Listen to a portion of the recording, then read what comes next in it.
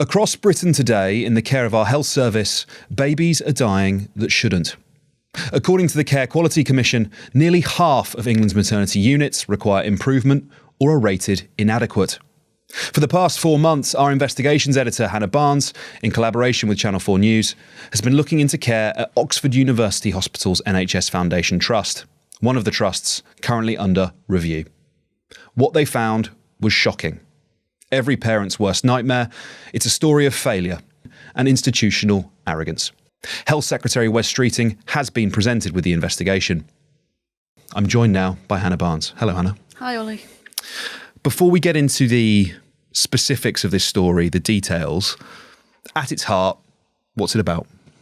It's about mums and their partners and their babies being failed by a hospital trust with a world-leading reputation.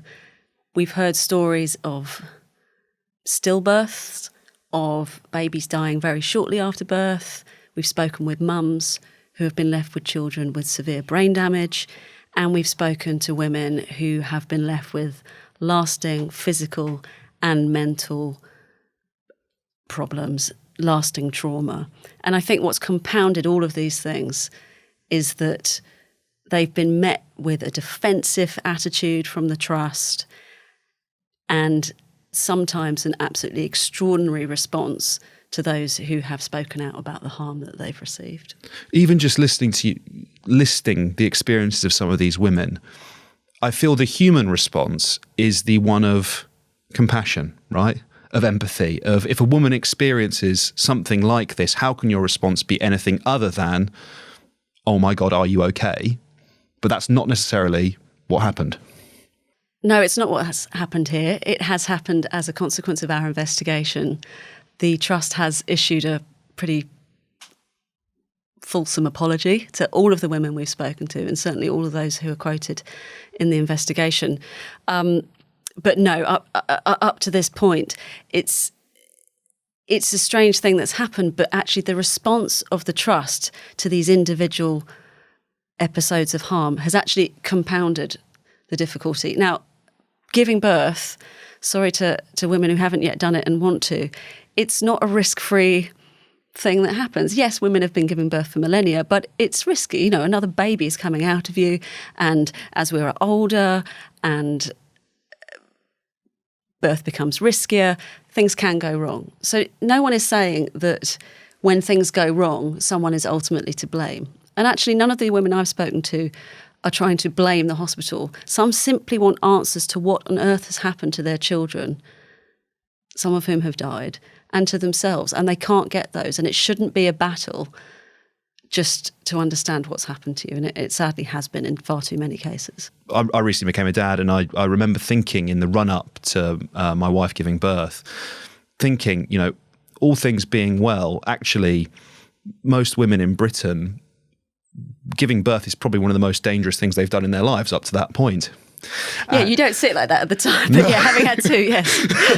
and really grappling and sort of running that over in my head, not even being the one that's about to give birth, right? It's already relatively anxiety-inducing. And then as you start to, and as I did after reading your piece, understanding actually sort of the inadequacy of some of these maternity services. And just before we started recording, you were talking to me about how trusts, you know, that they might be rated on the other services they provide. And it's, you know, basically it's all green. It's all fantastic. Great job, great job, great job, great job. Oh, and then you get to maternity and it's not the same story. And what does that reveal? What does that tell us? What does it tell us about the importance that gets placed on these services? Yeah, no, exactly. I mean, I wrote last year, I don't like to do this, but I did write last year a lengthy feature about birth trauma in which I spoke about my first birth of my eldest child. And I'm just deeply concerned about the state of our maternity services in this country. You talked about the CQC statistics. Well, how can it be acceptable that half of all the maternity units in the country where women will go to bring new life into this world are not good? I mean, that's shameful in and of itself. And how on earth have we got to the point where that's deemed acceptable? And as you say, you can look, not all of them, but there are some maternity units which are currently rated inadequate, where every other service in the hospital is doing pretty well. And so I think to myself, well, what explains that? Because it can't be money. It can't really be about leadership if everything else is going well. It's got to be something about maternity, about culture within that particular specialism. And potentially, it's difficult not to think that it might be to do with the fact that this is the only specialism, that the only patients are women. That's a really interesting place then to jump off into Oxford, because even just the place name, right? It's synonymous with dreaming spires, education, world-leading expertise, and yet that is the place we find this story taking place. So why Oxford? So I think it's fair to say maternity services are not particularly great across the country, but Oxford came across our radar long before it was chosen by the government to be rapidly reviewed as part of this national maternity and neonatal investigation that was announced back in June. And it was confirmed that Oxford would be part of this in September. Together with Channel 4 News, we were looking at the Trust before this for several reasons. On the one hand, we have heard a catalogue of poor care, frankly. But there's also this extraordinary element in Oxford, and it is connected to what you've just been saying about the university and the prestige it has, and perhaps the attitude that goes along with that. Because in many of the stories we've heard, there is a sense that not just doctor knows best, but Oxford doctor knows best. And there seems to be this attitude where there doesn't seem to be the need to tell women all of the risks and benefits of various aspects of their birth. So we've heard this time and time again as sort of a talk of a lack of informed consent, whether that's where to give birth, how to give birth, and when to give birth. And women have felt that they haven't had choice in these things. And what I mean by choice is not choosing things that are actually quite dangerous, but being able to make an informed decision about these really important things based on all the information available. And that hasn't happened. And then allied with that is this defensiveness that comes across after things have perhaps gone wrong and women have asked questions or complained. And, you know, really awful stories I've heard. These women are traumatised many years after and have been told on some cases, oh, well, you're lucky you were here, otherwise you would have died. Now, we've spoken with lawyers who have litigated against Oxford University Hospitals, NHS Foundation Trust for many, many years, and they have said there is a level of defensiveness there that they just don't see with other hospital trusts. Now, obviously, you would expect if the hospital were not at fault, then of course they should fight claims because this is public money at the end of the day. But they have seen time and time again that the reputation of Oxford is defended to the hilt, even when ultimately, many years down the line, there is 100% admission of fault in some cases. So they're just saying, why do that? Why do that to a family? We heard of an absolutely horrendous case. 15 years ago now, a child was born. There were many mistakes in the birth of this child, and they have been left with life-changing disabilities. They can't eat, speak, or walk by themselves. In the days following the birth, the consultant involved wrote to the family and admitted there had been mistakes. And yet it took 12 years for a legal admission of liability to come through, which was fought, but which ultimately was pretty much 100% liability, and then a further 3 for the settlement to be reached. Now, that's 15 years of that family having to battle for therapy, to make adjustments to their home, to make life as, easy. I don't mean that flippantly, but to help improve the living conditions for their child. That's extraordinary. And the lawyer simply said to us, "Why would you do that?" Yeah, who benefits from dragging it out like that, right? One of the things that I was struck by as well was the elective C-sections or lack thereof in your piece, because again, this is anecdotal, but in the lead up to my daughter's birth, it was sort of drummed into us both by sort of NCT classes, but indeed the midwives who would say, you do have a choice about this. It's not just something that happens in emergency circumstances, or actually I think they now refer to it as like non-elective or unelective, right, rather than emergency. But nonetheless, if that's what you want to pursue for the birth of your child, you are entitled to it. But that wasn't necessarily the case in Oxford, was it? No, Oxford had one of the strictest policies concerning what we call maternal request caesarean sections. So these are caesareans that are not medically indicated. And this policy actually goes back quite some time. I haven't quite managed to identify when it began, but certainly it was in place as far back as 2014. And it was so strict, I found this leaflet which essentially has this flow diagram in it, and every single answer leads to have a vaginal birth, apart from what if I still want one?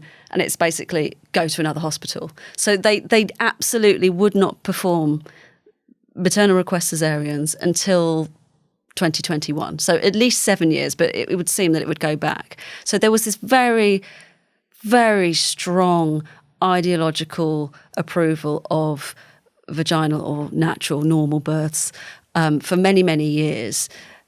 And of course, it's fair to say that that was against the backdrop of a wider NHS, which was also doing the same. It was an official position, if you like, from the Royal College of Obstetricians and Gynecologists and the National Childbirth Trust, NCT, that you've mentioned, and the Nursing and Midwifery Council as well. So there were these targets to reduce caesarean sections and promote vaginal births, and these had catastrophic consequences for both women and their children. And we have a rapid review of now 12 units underway at the moment. But up until this point, we've had 3 major investigations into maternity services at individual hospital trusts. And all of them, a factor in all of them has been this push towards so-called natural births. So we know that it's harmful. You know, no one goes into the NHS with a desire to harm patients. Of course, it's the total opposite. People join the health professions to help. But I think when you don't see these patients, you don't see the aftermath of certain decisions, it's perhaps easy to continue doing what you're doing. But they have a lasting impact. And just if I can, I just want to say thank you to all of the women that have spoken to us, because, and not all of whom we've been able to include, but it is an incredibly difficult thing to share the most intimate details of your medical life with a stranger, which is what we are. And it is re-traumatizing to talk about these things. And they were all motivated by a desire to try and improve services ultimately. And I think they're very brave, and I'm very grateful that they gave us their time. Yeah, I'd echo that entirely. You know, they should be commended for having the bravery to speak to you, and you should also be commended, Hannah, as a journalist, for handling it sensitively. But I do want to pick up, Hannah, on this fact that this isn't the case in every trust, right? It's different. No, exactly right. So I've talked about this really strict policy they had, where they simply denied maternal request caesarean sections for many, many years. But they were doing so against national guidelines. So guidelines set out by the National Institute for Health and Care Excellence, NICE as we tend to call it, which from 2011 said if a woman requests a caesarean, then you should make that happen. Now, it was perfectly acceptable to talk to them about why they wanted it, to explain the benefits and risks, of course. But if ultimately at the end of all of that, they still persisted in wanting a C-section, even if there was no medical need for it, then they should have had it. So, and this is a theme that we've identified in Oxford. So not only this very, very strict maternal request caesarean policy, which went on for many years, and the Trust, I have to say, have apologised to the women that were denied caesareans under this policy, and they're aware of the impact that it has subsequently had. But what we've discovered now is that there is a policy currently in place which also doesn't seem to be in line with national guidelines. And this is about scanning women during pregnancy, so before the birth. And you'll know, Oli, because you've had a child, but generally speaking, women get 2 scans in pregnancy. You get one at about 12 weeks and one at 20 weeks. And that's kind of the standard NHS model. And of course, if you're at high risk and anything happens during the pregnancy, then you probably will be scanned again. But for your average, I don't want to call them low risk because I don't think any... no pregnancy is completely low risk, but for a pregnancy that's going according to plan, that you'll generally get these 2 scans. Now, from 2016, OUH, so Oxford University Hospitals NHS Foundation Trust, introduced something called OxGRIP, which stands for the Oxford Growth Restriction Identification Programme.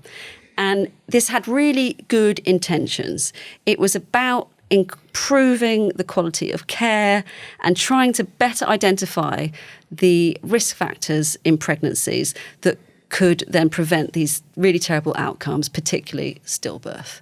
And so what they did is they had your 12 and 20 week scan, as you would get anywhere else. They did an additional scan at 20 weeks on top of the standard thing that most women get. And this looked, this other thing they were doing, which is generally reserved for high-risk women, but essentially looks at the blood flow from the mum to the baby to check that the placenta's working properly. Because if there is resistance in that blood flow, that's a potential factor that could make stillbirth more likely. And then what they did, they introduced a third universal scan. And this would happen in the third trimester at 36 weeks. Now, in their response to us, the trusts say the 36-week scan is in addition to, not instead of other scans. But we have spoken with a woman called Alice Topping, who has an absolutely devastating story. Her daughter, Smokey, was stillborn in September 2023 when Alice was over 41 weeks pregnant. Now, for those who have not had children, this is really quite late. Alice was a high-risk pregnancy from the 20-week scan for many reasons. She had the risk factors that meant she was at this heightened risk of stillbirth. Late into the pregnancy, so post the 36-week scan, things started to go wrong. She developed gestational hypertension, so that's really high blood pressure in pregnancy. Possible preeclampsia, of which high blood pressure is one symptom.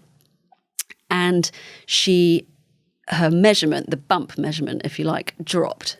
Now, all these were indications that things were not going well, that the baby might not be growing, might not be getting all of the nutrients it needed. And yet, it was never put to her that her induction should come forward, that she should have a cesarean. And the hospital actually agreed to induce her very, very late, post 41 weeks.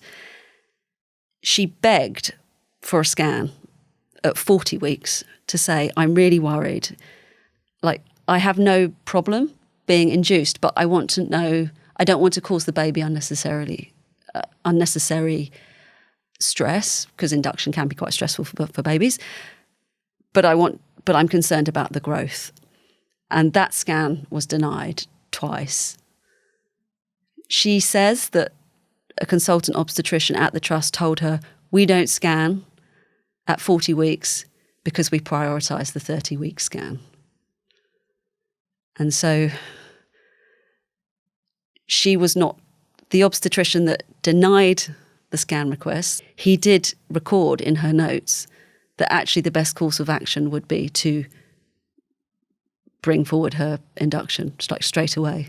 But this was never communicated with her. And absolutely tragically,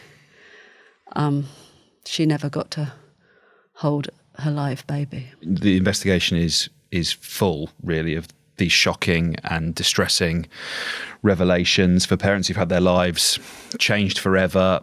Many of them, understandably, are still searching for answers. One of the mothers, Rebecca Matthews, who herself had a traumatic birth in 2016, she set up a support group, didn't she, called Families Failed, which quickly received quite a significant wave of interest. Can you tell me about the support group? Who are the people that joined it?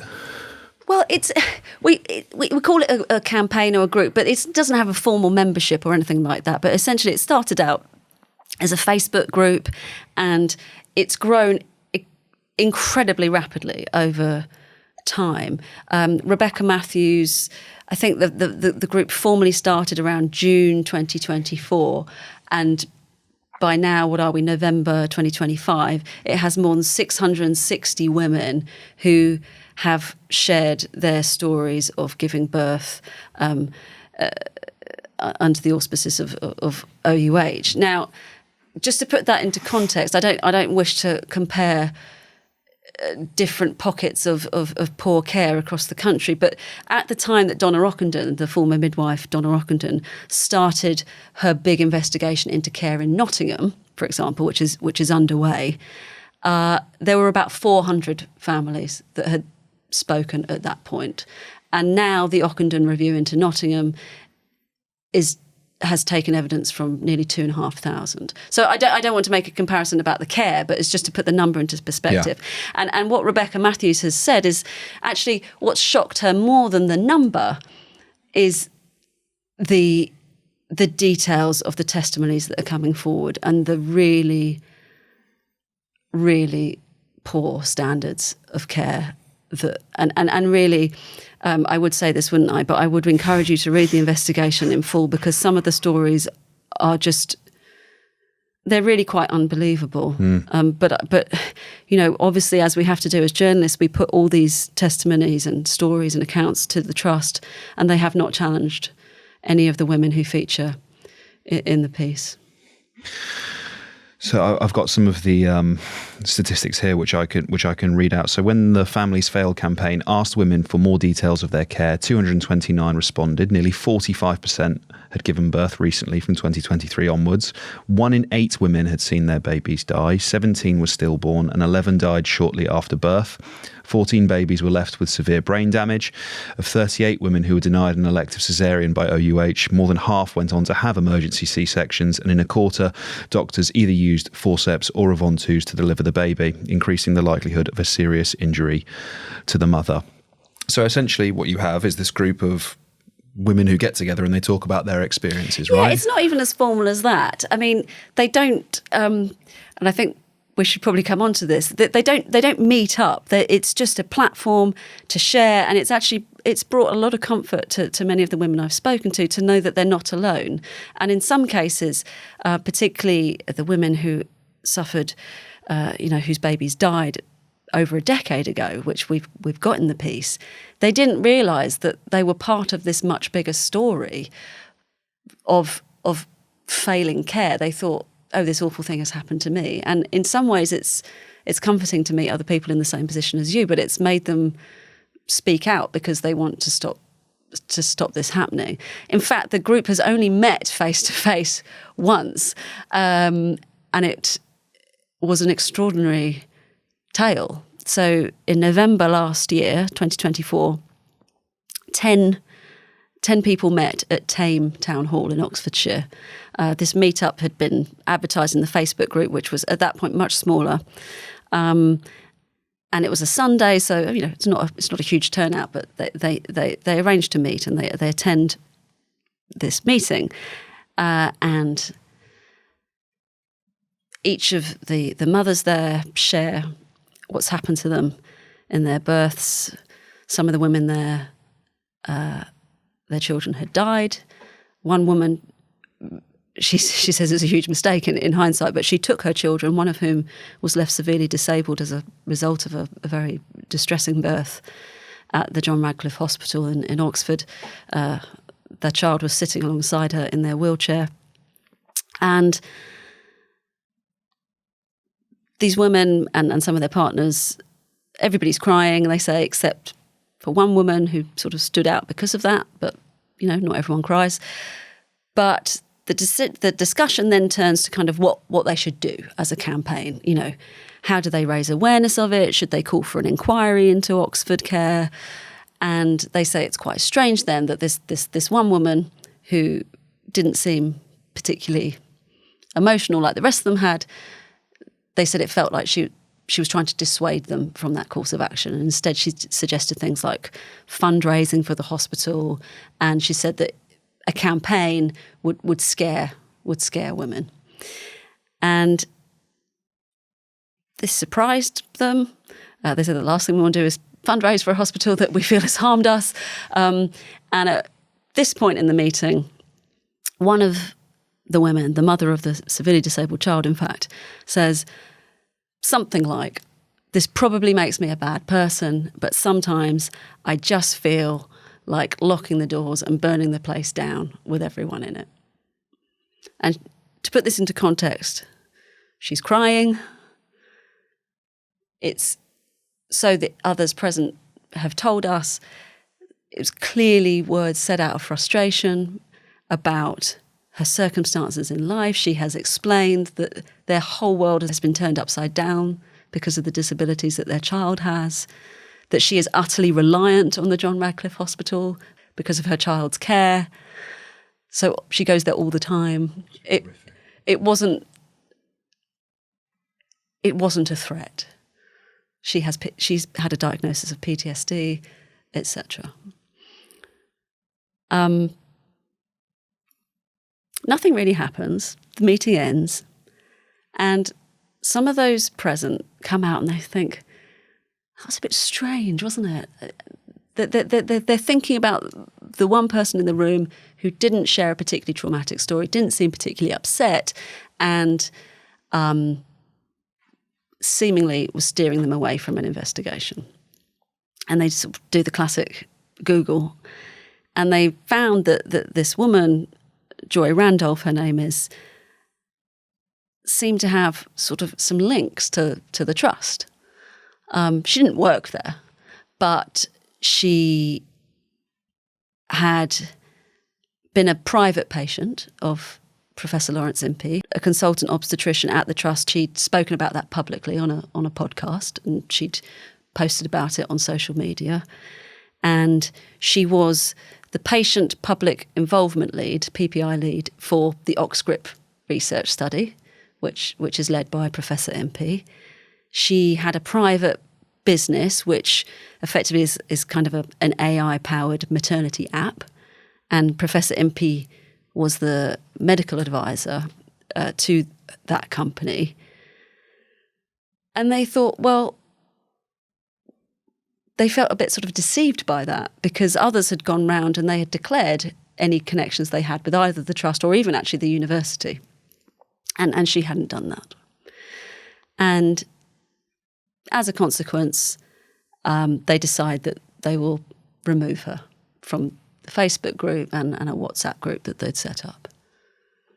And the day after they did that, she reported the comments that I've just said about burning the hospital down to the police. The police call this mum and say, we've received a call about some comments that you made at a meeting. Do you know what this is about? She fell apart. She thought she was going to be taken away from her children. She didn't know who would be able to look after her children, given their life is very finely balanced around care. And she was invited to be interviewed under caution. When she got to the police station a few days later, it transpired that not only had her comments been reported, but in fact the meeting had been recorded. And the police had a transcript of parts of the meeting. Now, in the interim few days between the police call and attending the police station, she had prepared a statement, and the police saw this and they immediately said there's no case to answer. She wasn't interviewed under caution and there was no further action. But it's really difficult to state for the audience how much of an impact this had on that mother in particular, and actually on the others who were present at the meeting, who felt completely violated, infiltrated, they say. It made them question whether they could trust anybody. And actually there hasn't been another face-to-face meeting since. Now, for her part, Joy Randolph says that She never intended for the recording to be discussed or shared publicly. She did have a poor experience of care herself at the John Radcliffe. She just didn't talk about it. And she is deeply sorry for the impact that this has had on families. But she said the reason she recorded the meeting was that she felt unsafe in this setting. She couldn't quite say why, but she said she didn't feel safe, and she said the comment didn't feel like a throwaway or figurative remark, but a genuine intent to cause harm, and that's why she went to the police. She was keen to say that no personal details or details of the individual women's births were shared with the police, and anything that and that part of the recording has been deleted. And I have to stress that neither anyone at the Trust nor Professor Impey had any prior knowledge that Joy Randolph was either attending the meeting or recorded it, and they have not heard the recording. So just to make that very, very clear. Wes Streeting has spoken previously about sort of perhaps NHS practitioners in general seeking to protect the NHS and its reputation over perhaps necessarily delivering what's best for patients on occasion. Yeah, and he's raised that point with me when we spoke. So would it be fair to come to conclusions about the way that some of these women have been treated, that perhaps the reputation of OUH, the reputation of the NHS has perhaps received primacy over their experience as patients? Certainly, when we presented our findings to Wes Streeting, he said that it pointed towards a moral failure. Now, as I've said, none of those involved who are accused of this, of the various aspects of this story, would rigorously deny that is what's happened, that the reputation of either an individual or the Trust has been put above patient safety. But it's certainly hard to not come to the conclusion that something has gone deeply, deeply wrong here. And I think the Trust really acknowledge that not only has the care not been what women deserve and should expect in the NHS, that neither has some of the behaviour around it. So we had a statement from the interim CEO at Oxford University Hospitals Foundation Trust, Simon Crowther, and he said, "We extend our heartfelt apologies to any family who have not received the standard of care they deserve, and our condolences to those who tragically have experienced loss." He said that the Trust are really welcoming this investigation that's going on, this rapid review led by Labour peer Baroness Amos, and they want to reflect, improve and ensure that every voice is heard. He says, "We recognise there is much more to do, and we remain resolute in our determination to go further." And he does want to meet with the campaign group. He wants them to be involved in shaping the future direction of maternity services, and build what he puts as a maternity service that is safe, compassionate and responsive to the needs of all families. And he thanked all the women that have spoken to the New Statesman and Channel 4 News for sharing their stories, and apologised for the care that they've received. So I think one would hope that this could be a turning point, that women who have been harmed can come together with the Trust to make things safer going forward, hopefully an end to the defensiveness that some have witnessed in the past. I mean, I think that's what everybody wants. Whether that will happen, I don't know.